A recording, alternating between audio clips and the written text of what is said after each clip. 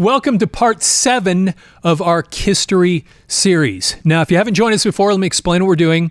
A few years ago, A&E put out a biography on the band KISS. It's currently on Hulu. And it was a 2-part biography.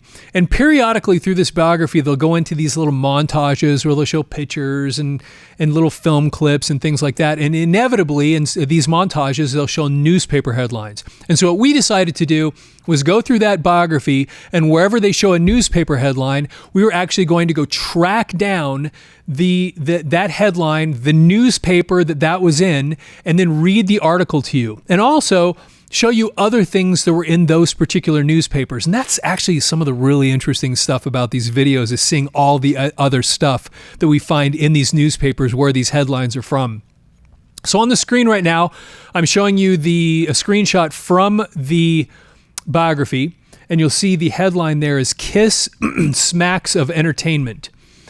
And now I'm going to show you, we found it. It's right here in the St. Petersburg Times, August 29th, 1976. And there you can see it again, KISS Smacks of Entertainment.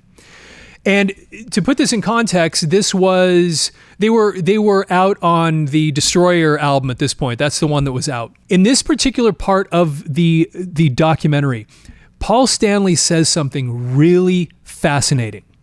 And as I want to read this to you before we start looking through the newspaper, because I want you to think about this and how this applies to you. Ironically, no matter how successful we became, part of the appeal of the band was in being a member of a black sheep society.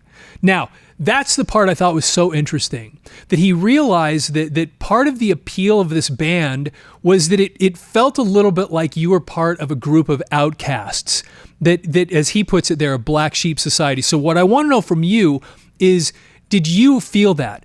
And part of what makes this fascinating to me is that seems to apply even today. There was something about this band, there was something about KISS that you always felt like you were a little bit on the outs, that you weren't part of the mainstream. And part of the reason was, and he goes on to explain it here a little bit more, no matter how big it was, because that is the irony, that you felt like you were part of this black sheep group, and yet it was the biggest thing in the world. And listen to what he says. No matter how big it was, because there was still a lot of people and critics who didn't like us. And that was part of the fascinating thing.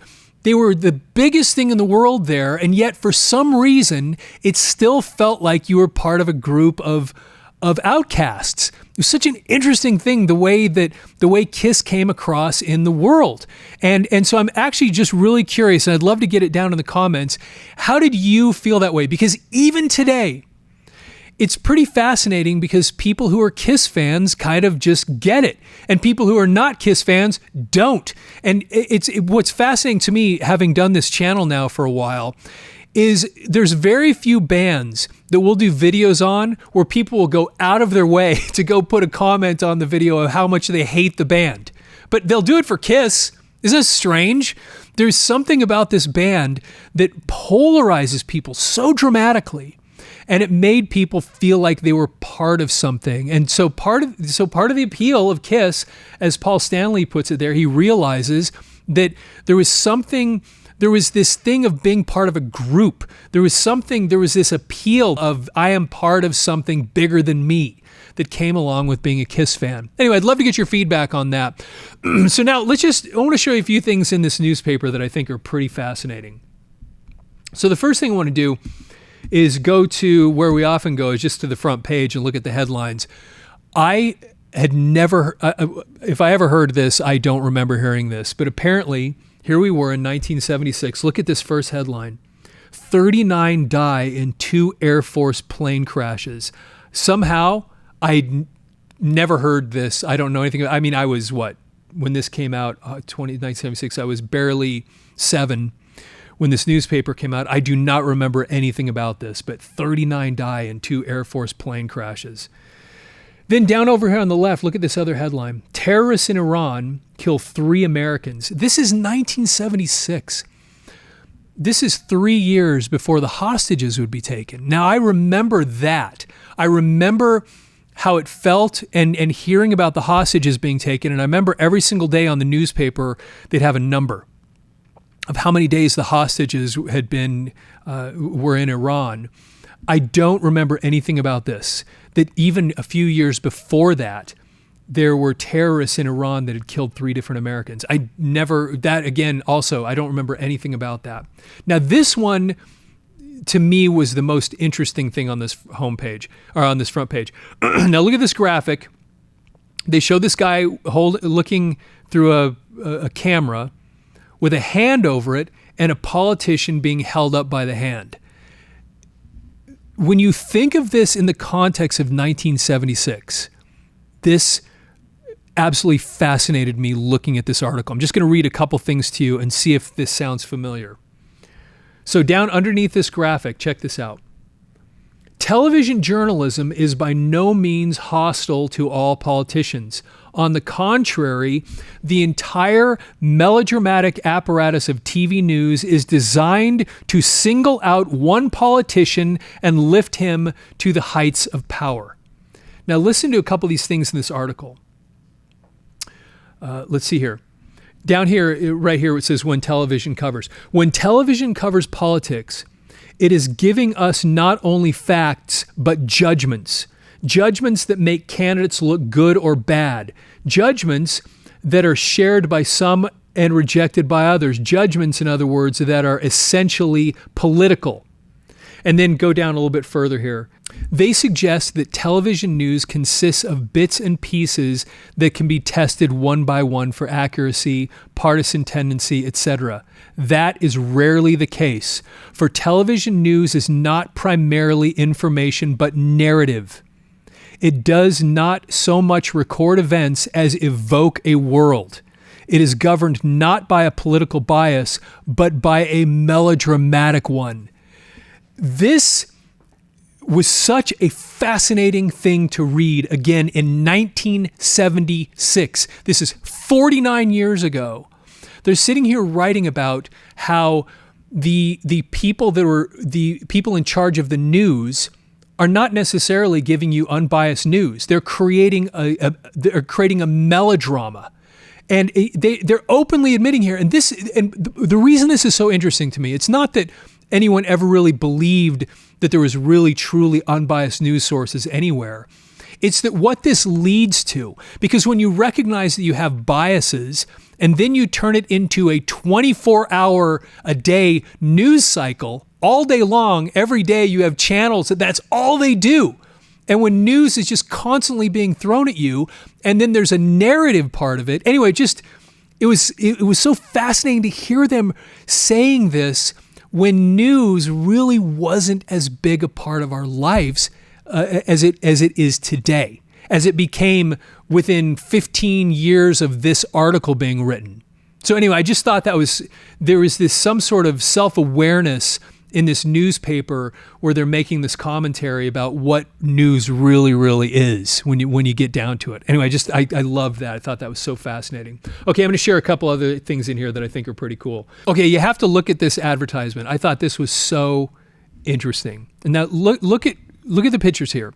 You have some kid and a couple of ducks he's sitting on some little bike thing, and you've got a couple of ducks kind of looking at him. And then next to it, you have a picture of some kids on a little playground and another kid on a tricycle. And look at the headline. This is encouraging people to move into this apartment complex. And then here it says, in quotes, "If you don't feed them every day, they try to eat the wheels off your tricycle." What? This is the headline to lead people to want to move into the Timberlake apartments starting at 165. And this is apparently the kid talking about the ducks eating the tires off his tricycle. We come every afternoon to see the ducks, but that's not all I have to do. There's fishing, canoeing, catching tadpoles, and exploring the world. Soon I'll be able to swim. I live in an apartment at Timberlake. My mother says I'm lucky to have so much room to play outdoors instead of just a parking lot. I've got a lake and trees, birds and bugs and things to learn about. And of course, he has ducks that will eat the tires off your tricycle. Anyway, I thought that was hysterical. Okay, here's an advertisement for Tough Skins. I haven't thought about Tough Skins in decades. I guess those were Sears. Sears made Toughskins. Anyway, if you remember Toughskins, if you wore Toughskins, down in the comments. I remember as a kid, so many kids wore Toughskins. That was such a big deal. This is another thing pretty interesting. If you think you can't afford a new home, think again.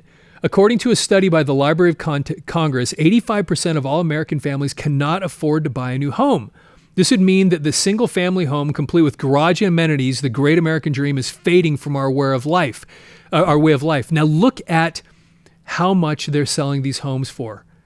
Here's the range: $16,490 up to, it doesn't even get all the way up to $30,000 for these homes. And these are homes, like with garages and everything. I mean, and that includes the lot. Is that amazing, thinking about that? In 50 years?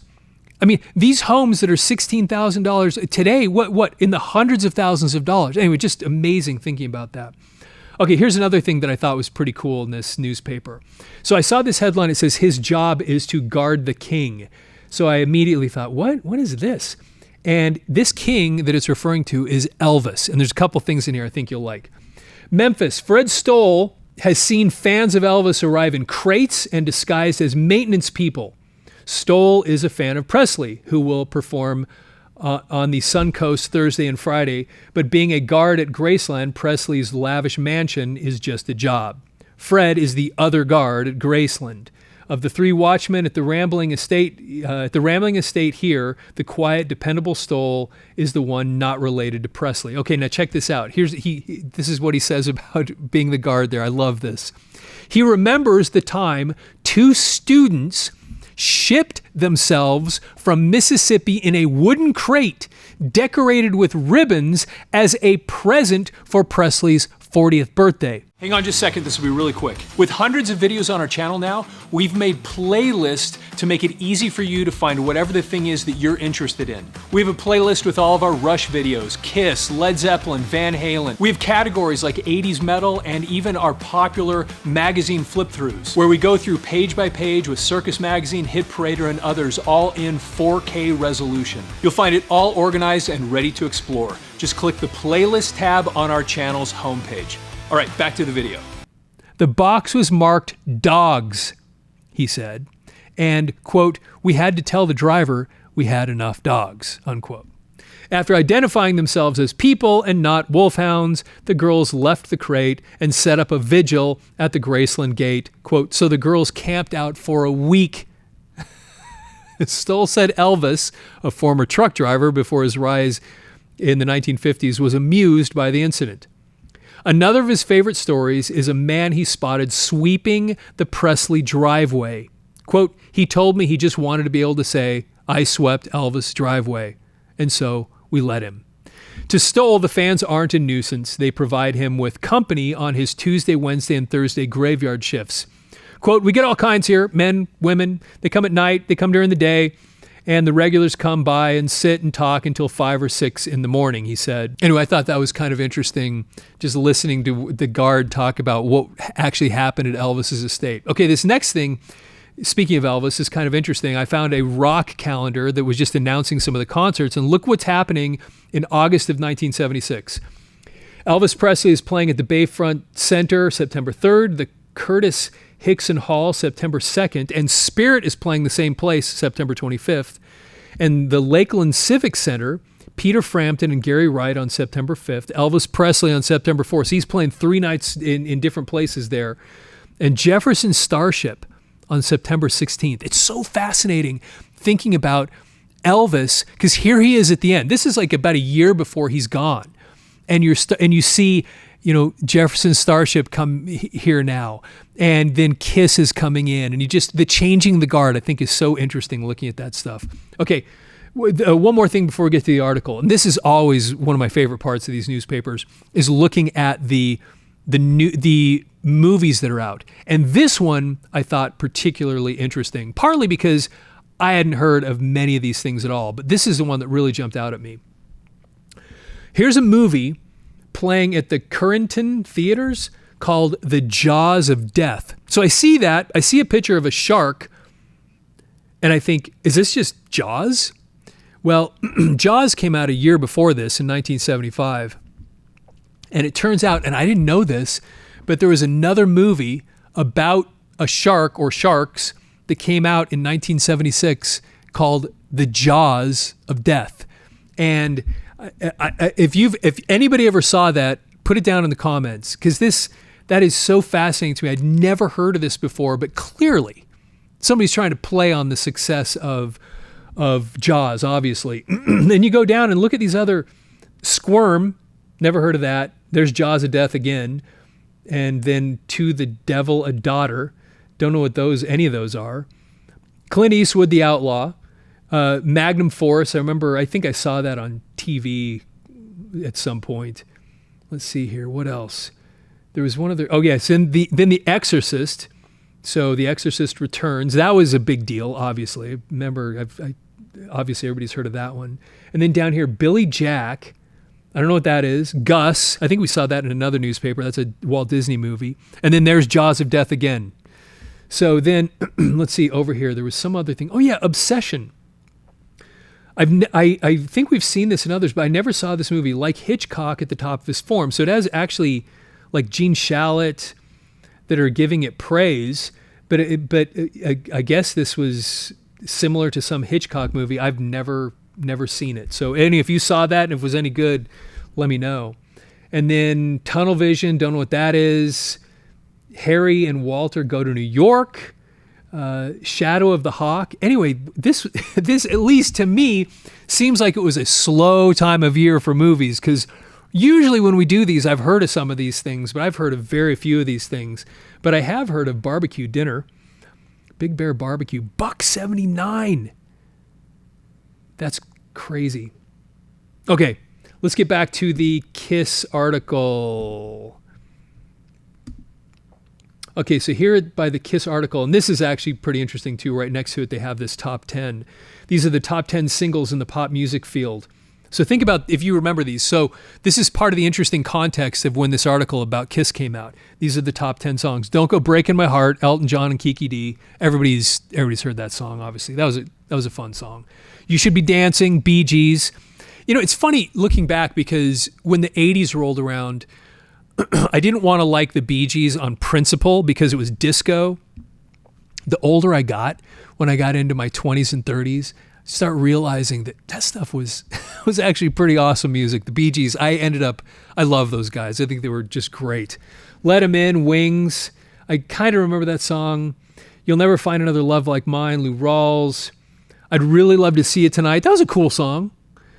Kind of a slower tune. Shake Your Booty, Casey and the Sunshine Band. We talked about that in another video. Play That Funky Music. Wild Cherry. That was a great song. That was such a great tune. That was such a huge hit too. A Fifth of Beethoven. I think everybody remembers that because that was basically, I think it was Beethoven's Fifth Symphony, and I actually think I have the LP. I think they did a bunch of Beethoven songs, and it was at the time that all the different synthesizers were becoming kind of mainstream, and they just recreated those symphonies with synthesizers. Get Closer, Seals and Crofts. Seals and Crofts, that was such a great tune. They had a couple of really cool tunes. That one. And because that one was like, baby, if you want me to be closer to you, get closer to me. That was a great song. And then the other one was Summer Breeze, good tune. Anyway, they had a few big hits. And then This Masquerade, George Benson, I don't know that song. Anyway, that's kind of interesting looking at what was popular at the time.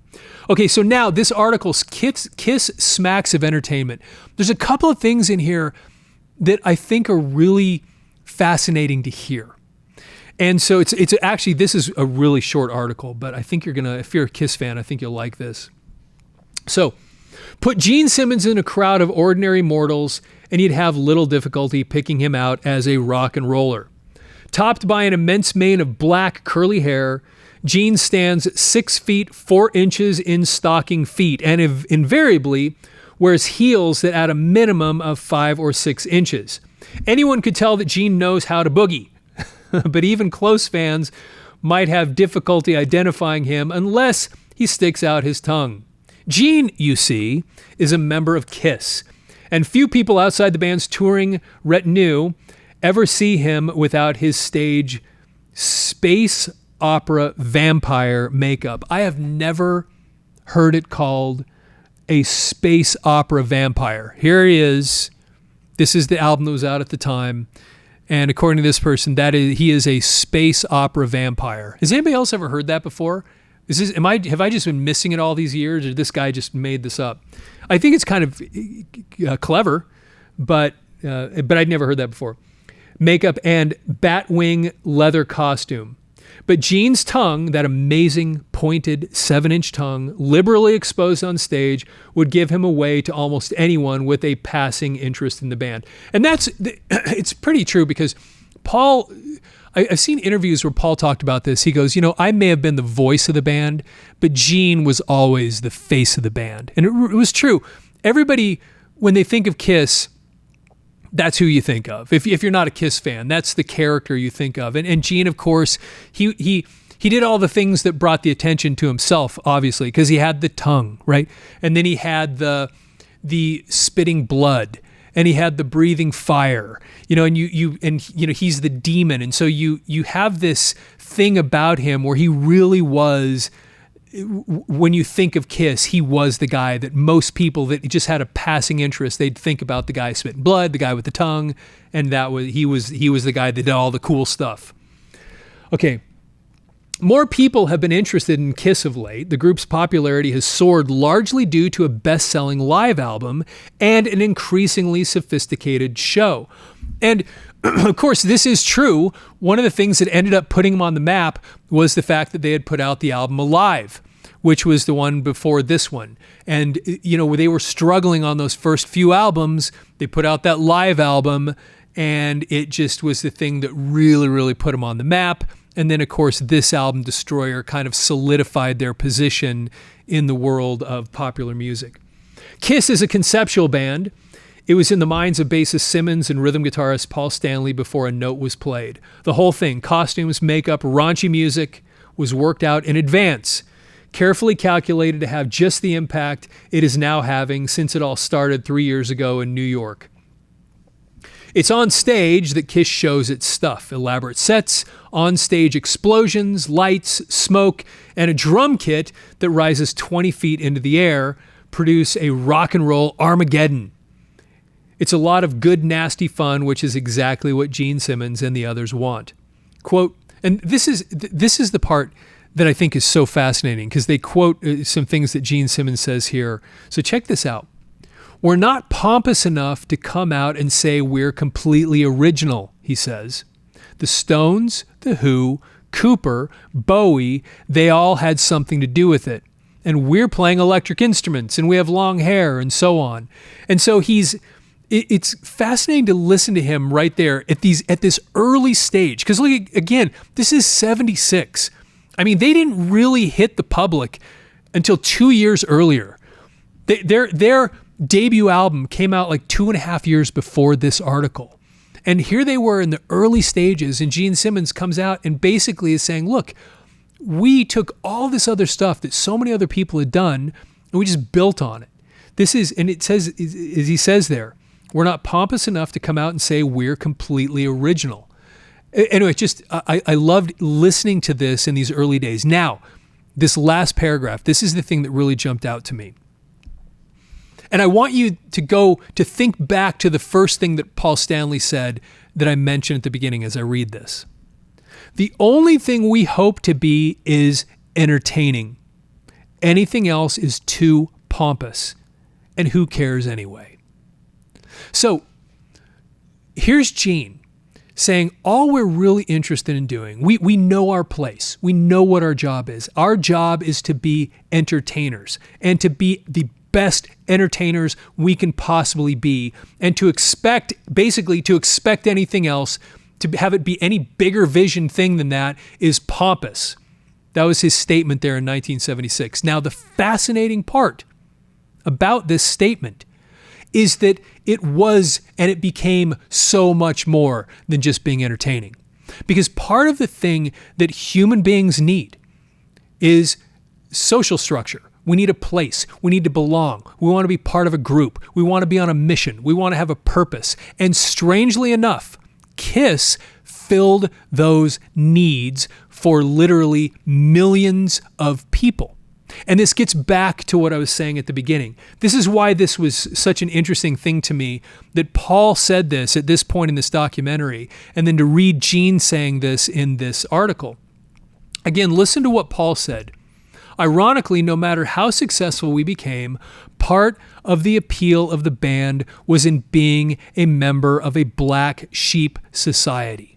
So where Gene had this clear vision, and probably Paul did too at the beginning, like, look, we look at all these other people, what they're doing, like the New York Dolls is one they refer to all the time, and we're just going to do it better. We're just going to do a better job than everybody else. We're going to be better entertainers, and we're going to put it all out there. We're going to do everything we can to be the best entertainers we can possibly be. We're going to be the band we never saw. You hear them say that all the time.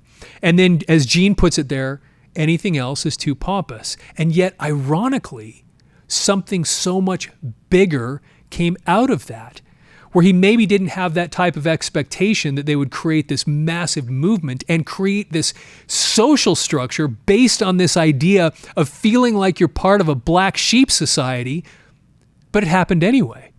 So what I'm curious about with this video is how many of you that have been KISS fans, that have been lifelong KISS fans like me, I discovered them back, or it was a little bit after this. I discovered them right around the rock and roll over Love Gun period. And I was a little kid, obviously, like so many of us. But was that part of it for you, where you felt like you were part of something? Because it was so interesting being a little kid. And you had trading cards, and you had the lunchbox, and you had all these, even the trading cards. I remember sitting out at school at lunchtime, and a bunch of us would bring out our KISS cards, and we just sit and look and trade KISS cards during lunch. They created this little social structure, this group, this club almost, that anybody could be a part of. Your entry to being a part of it was being a KISS fan. And it was such a cool thing that they did. And they didn't, clearly, at least it seems here, they just didn't expect that that's where this was going to end up going. And then what then is so fascinating to me is that it never really went away. Because I look at, Gary, who's on the show with me periodically, that's really what made us friends. We met each other talking about music and playing guitar and stuff, but the thing that we connected on, weirdly enough, was we were both KISS fans. And here we were, going to college. This was years after we were the kids and everything, but we still had this, felt like we were part of this thing that everybody just, even though I wasn't following them as closely as I was, I still kind of was into, I kind of knew who they were, and I was still a fan in some way. And then it just kind of stays with you the rest of your life. And that went all the way to when they got inducted into the Rock and Roll Hall of Fame. And when Tom Morello inducted them into the Rock and Roll Hall of Fame, he actually addressed this idea that there was something about that you were part of the Army. Even if you weren't officially part of the KISS Army, you felt like there was something like that you had this group that you were part of. Tom Morello talks about that when they were inducted. And I think so many of us back then, and even weirdly today, if you're a KISS fan, you're a KISS fan, and everybody kind of gets each other, and it's a pretty fascinating thing. I'd love to get your comments on that. How much of that played a role in how you were a fan of KISS back then, even up until today? I'd love to get your feedback and comments on that. Hey, thanks for taking the time to visit with me today. If you're not following the channel, we really appreciate you following the channel, and really, really appreciate you leaving your comments. I'd love to get your feedback on any of the things we talked about here today, even some of the memories and movies and things that we went through in this newspaper. Obviously, please like the video, and if you do us a favor, share this with other people. If you're a KISS fan, I'm sure you know other KISS fans, and they'd probably like to hear these things and see these things too. We highly encourage you to share this on your Facebook page, Twitter, whatever you have. We really appreciate that too. And of course, with that, have yourself a fantastic day.